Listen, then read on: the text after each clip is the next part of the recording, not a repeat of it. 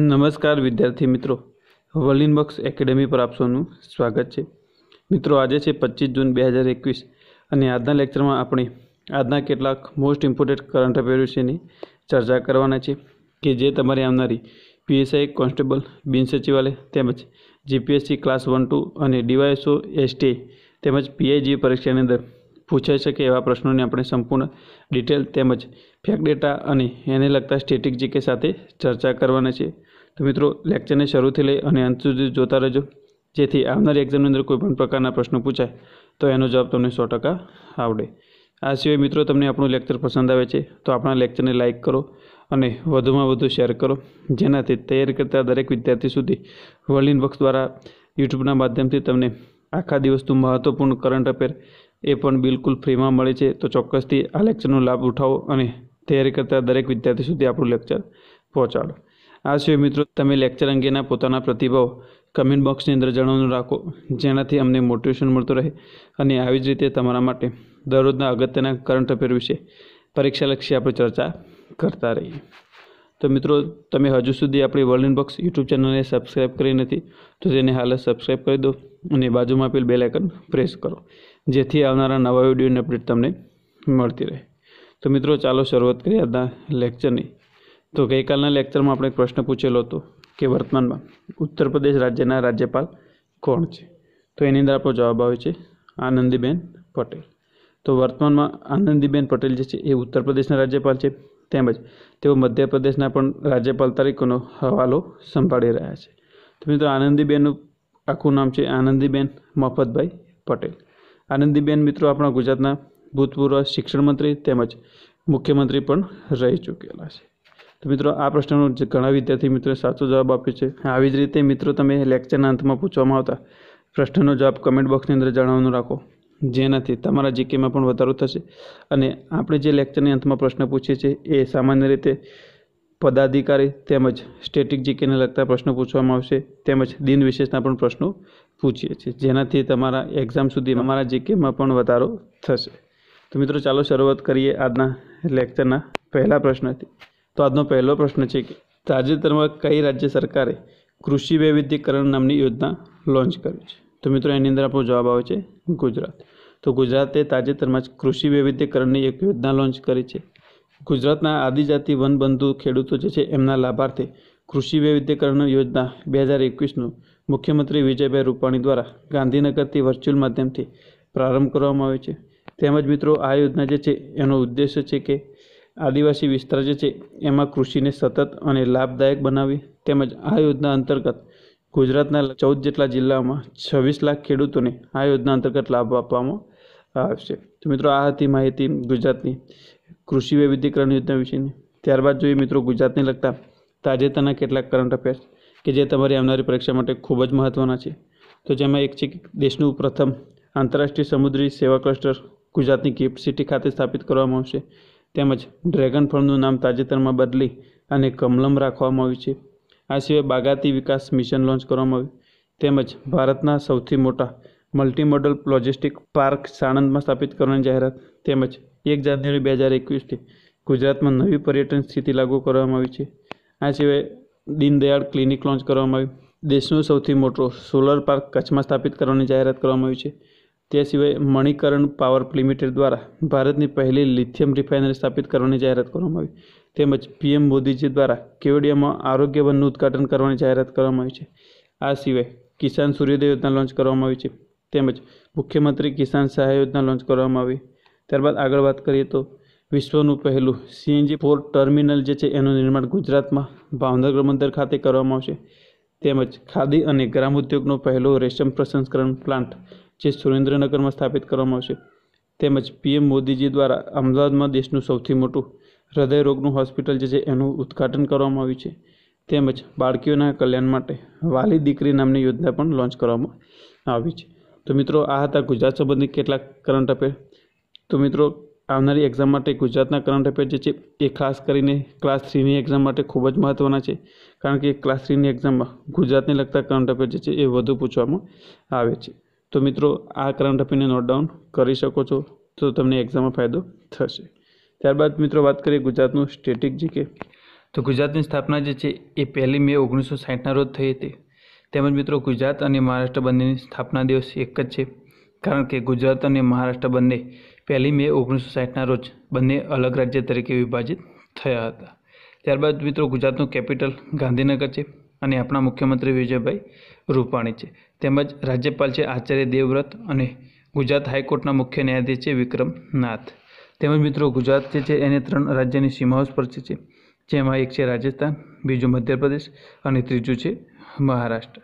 આ સિવાય મિત્રો ગુજરાતને એક આંતરરાષ્ટ્રીય સીમા કે જે પાકિસ્તાનને પણ સ્પર્શે છે।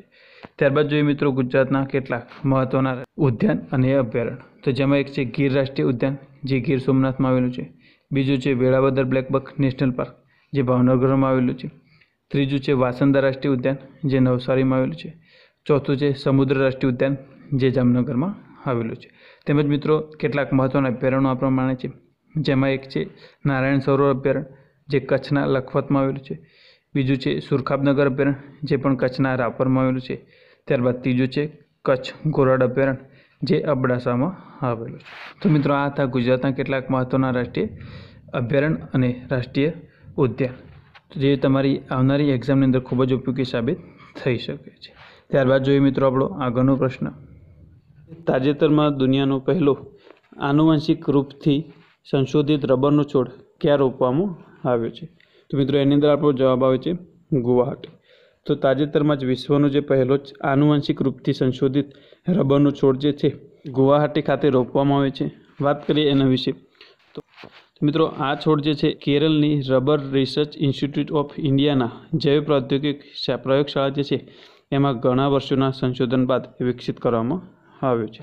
તો મિત્રો આ જે છોડ જે છે એને રોપવામાં આવ્યો છે આસામના ગુવાહાટી ખાતે, પરંતુ આ છોડનું જે સંશોધન કરવામાં આવેલું છે એ કેરળની જે rubber research institute of India જે છે એની એક જૈવ પ્રૌદ્યોગિક પ્રયોગશાળા ખાતે ઘણા વર્ષોના સંશોધન બાદ અને વિકસિત કરવામાં આવ્યો છે। ત્યારબાદ જોઈએ મિત્રો આપણો આગળનો પ્રશ્ન, તો તાજેતરમાં જમ્મુ કાશ્મીરમાંથી ઇન્ડિયન એરફોર્સના પ્રથમ મહિલા પાયલોટ કોણ બન્યા છે? તો મિત્રો એની અંદર આપણો જવાબ આવે છે માયવા સુદન। તો માયવા સુદન જે છે એ રાજૌરીના નૌશેરાની સરહદ તાલુકાના લેમ્બેરી ગામના છે અને જેમની ઉંમર 24 વર્ષ છે। તેમજ મિત્રો માયવા ઇન્ડિયન એરફોર્સમાં ફાઇટર પાયલોટ તરીકે સામેલ થયા છે। મિત્રો આગળના પ્રશ્નની ચર્ચા કરી એ પહેલાં વાત કરીએ મિત્રો વર્લ્ડ ઇનબોક્સ એકેડેમી ગાંધીનગર દ્વારા આગામી જે ડીવાયએસઓ તેમજ એસટીએની પ્રિલિમ પરીક્ષા માટે એક ફ્રી પ્રેક્ટિસ પેપર સિરીઝ શરૂ કરવામાં આવી છે, જેમાં ગઈકાલ એટલે કે 24 જૂનથી આ કાર્યક્રમ શરૂ થયો છે, જે અંતર્ગત આપણી ટેલિગ્રામ ચેનલ ઉપર એક પ્રેક્ટિસ પેપર મૂકવામાં આવશે। કુલ 30 પેપર જે છે એ આ કાર્યક્રમ અંતર્ગત મૂકવામાં આવશે। તો ચોક્કસથી તમારા સ્વમૂલ્યાંકન માટે આ પેપર સિરીઝ જે છે એ તમે જોઈન કરી શકો છો અને એ પણ બિલકુલ નિઃશુલ્ક છે। તો મિત્રો આ કાર્યક્રમ વિશે વધુ માહિતી માટે તમે આપના હેલ્પલાઇન નંબર 7575061818 પર કોલ કરીને માહિતી મેળવી શકો છો। તો મિત્રો આ હતી માહિતી આપણા ફ્રી પ્રેક્ટિસ પેપર સિરીઝ વિશેની। ત્યારબાદ જોઈએ આપણો નેક્સ્ટ પ્રશ્ન, તો આંતરરાષ્ટ્રીય ઓલિમ્પિક દિવસ ક્યારે મનાવવામાં આવ્યો? તો મિત્રો એની અંદર આપણો જવાબ આવશે 23 જૂન। તો તાજેતરમાં 23 જૂનના રોજ આંતરરાષ્ટ્રીય ઓલિમ્પિક દિવસ મનાવવામાં આવ્યો છે। વાત કરીએ એના વિશે, 23 જૂન 1894ના રોજ આંતરરાષ્ટ્રીય ઓલિમ્પિક સમિતિની સ્થાપના થઈ હતી અને ત્યાંથી જ 23 જૂનના રોજ આંતરરાષ્ટ્રીય ઓલિમ્પિક દિવસ મનાવવામાં આવે છે। તો મિત્રો આ વખતની થીમ છે stay healthy, stay strong, stay active with the Olympic day workout on 23 જૂન। તો મિત્રો આ જે થીમ હોય છે એ ખૂબ જ અગત્યની હોય છે, ખાસ કરીને થીમ તમે નોટ ડાઉન કરી શકો છો, કારણ કે એક્ઝામની અંદર થીમના પ્રશ્નો ઘણીવાર પૂછાઈ ચૂકેલા છે અને આવનારી એક્ઝામની અંદર પણ પૂછાઈ શકે છે। મિત્રો અહીંયા વાત છે ઇન્ટરનેશનલ ઓલિમ્પિક કમિટી વિશેની, તો એના વિશેની થોડીક માહિતી મેળવી લઈએ। તો IOC એટલે કે ઇન્ટરનેશનલ ઓલિમ્પિક કમિટી, જેની સ્થાપના 23 જૂન 1894માં થઈ હતી, જેનું મુખ્ય મથક લુસાને સ્વિટ્ઝરલેન્ડ ખાતે આવેલું છે અને વર્તમાનમાં IOCના અધ્યક્ષ છે થોમસ બાચ। ત્યારબાદ જોઈએ મિત્રો આગળનો પ્રશ્ન, તાજેતરમાં ભારતીય નૌસેના અને યુરોપિયન યુનિયન નૌસેના વચ્ચે પહેલીવાર નૌસેના અભ્યાસનું આયોજન ક્યાં કરવામાં આવ્યું છે? તો મિત્રો એની અંદર આપણો જવાબ આવે છે અદનની ખાડીમાં। તો ભારતીય નૌસેના અને યુરોપિયન યુનિયન નૌસેના વચ્ચે પહેલીવાર એક નૌસેના અભ્યાસનું આયોજન કરવામાં આવ્યું છે અને એ પણ અદનની ખાડીમાં। તો વાત કરીએ તો આ જે અભ્યાસ છે એ 2 દિવસીય સેના અભ્યાસ છે અને જેનું નામ UNAVFOR છે, એટલે કે યુરોપિયન નેવલ ફોર્સ છે। તો મિત્રો આ અભ્યાસમાં ભાગ લેનારા બીજા અન્ય દેશો છે, જેમાં એક છે સ્પેન, બીજો છે ફ્રાન્સ, ત્રીજો છે ઇટલી અને ચોથો છે મિત્રો આપણું ભારત। તો ત્યારબાદ જોઈએ મિત્રો આપણો આગળનો પ્રશ્ન। તો તાજેતરમાં કયા ભારતીય હવાઈ મથકને એરપોર્ટ સર્વિસ ક્વોલિટી માટે કાઉન્સિલ ઇન્ટરનેશનલનું સન્માન પ્રાપ્ત થયું છે? તો મિત્રો એની અંદર આપણો જવાબ આવે છે કોચીન આંતરરાષ્ટ્રીય હવાઈ મથક।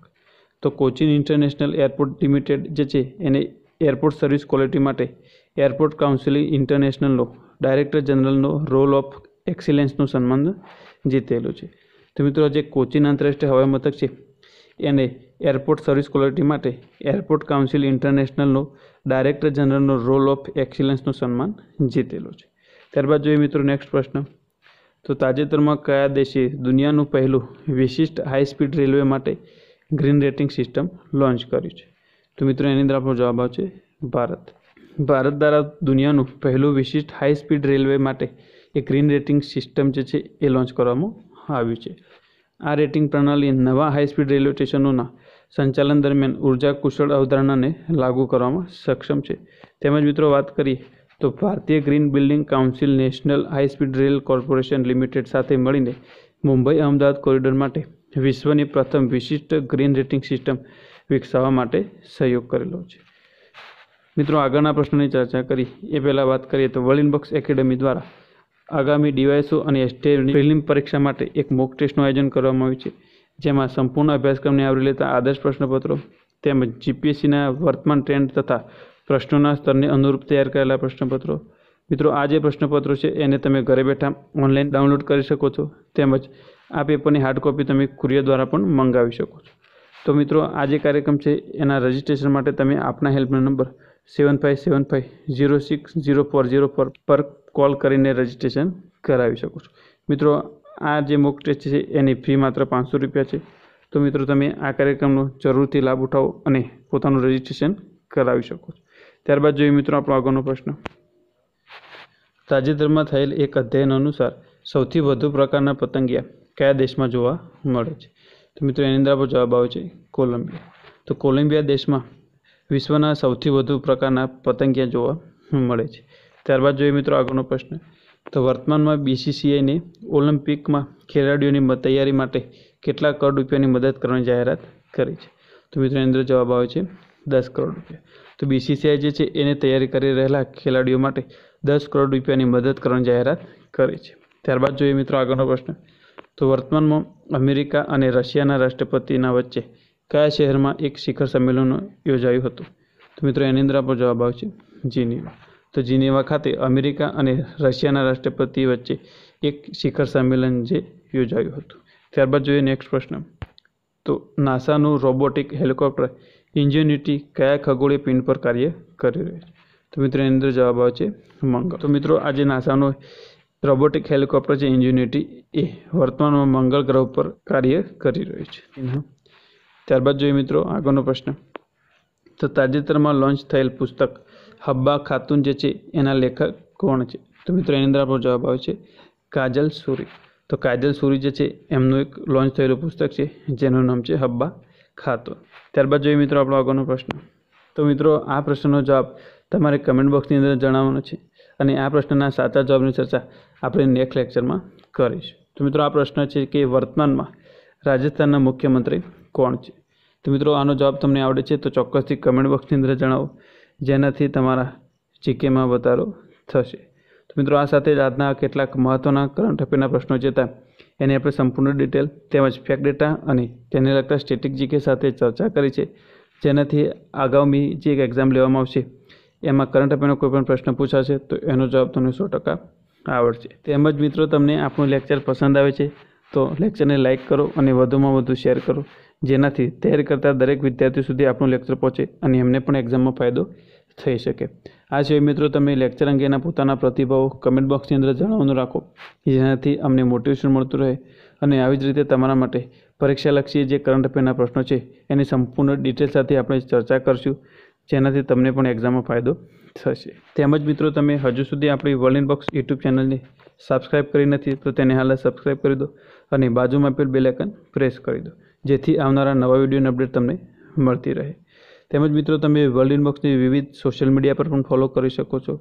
આ સિવાય મિત્રો વર્લ્ડ ઇનબોક્સ દ્વારા ચલાવવામાં આવતા વિવિધ સ્પર્ધાત્મક પરીક્ષાઓના કોર્સ વિશે માહિતી મેળવવા તેમજ કોર્સની પરચેસ માટે તમે આપણા હેલ્પલાઇન નંબર 8238238787 પર કોલ કરીને માહિતી મેળવી શકો છો। તો મિત્રો આ સાથે જ લેક્ચરને અંત સુધી જોવા માટે આપનો આભાર। ફરીથી મળીએ નેક્સ્ટ લેક્ચરમાં।